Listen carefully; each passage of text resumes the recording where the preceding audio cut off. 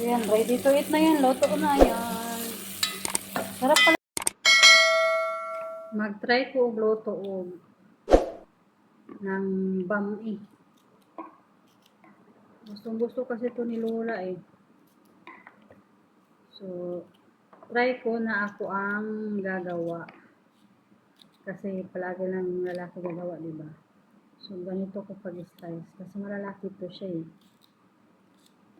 Ewan ko kung tama na ba yan. Tapos mag-iwan na ako nito konti para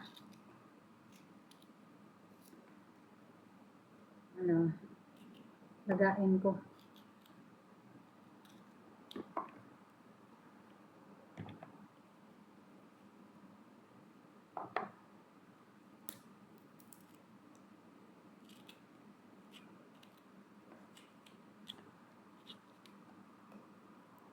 First time ko magluto nito, ha? Hindi pa ako perfect magluto nito. Ngayon na ako try magluto. Tulad ng pagluto nila, sa atin laga lang kasi, diba? Sahog sa mga pakbit, ganun. Pero dito sa kanila, iba. So, ayan.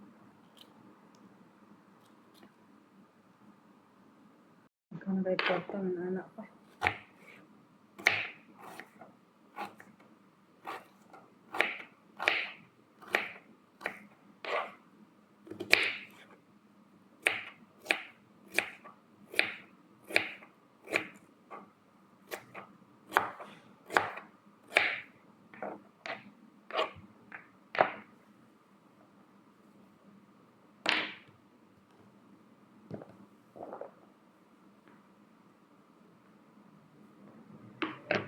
Mahilig siya.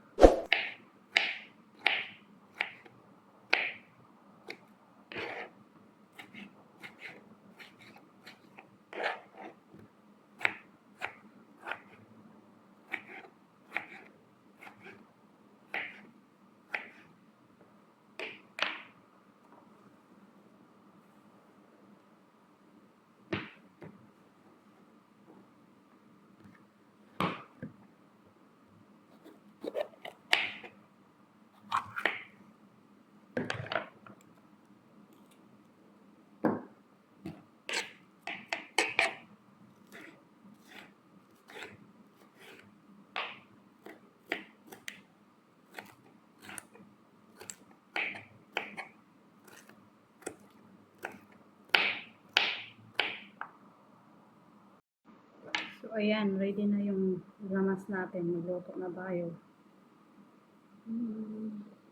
Meron tayong bawang, kamatis, sibuyas, bell pepper, at saka isang sili. Saka ito naman yung okra na in-slice ko. Tawag na dito sa nila is bami. So, ito na yung lutuin ko kasi mag-try pa nga ako eh. Hindi ko nga alam kung gusto ko ni Lola. Kaya ito lang muna. Try ko muna kung gusto niya.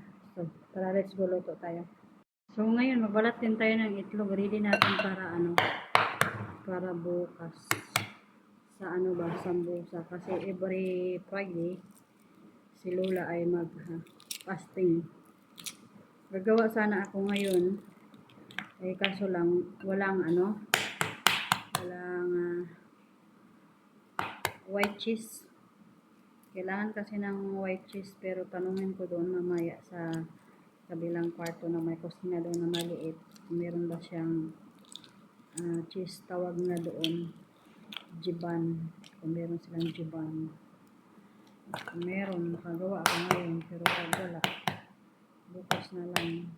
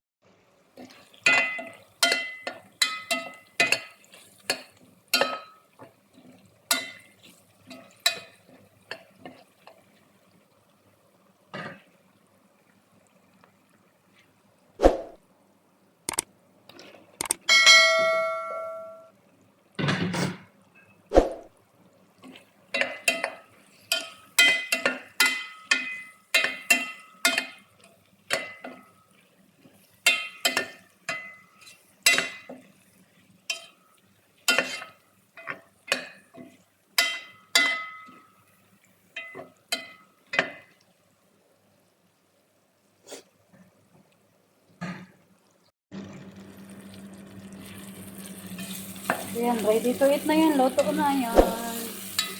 Sarap pala siya.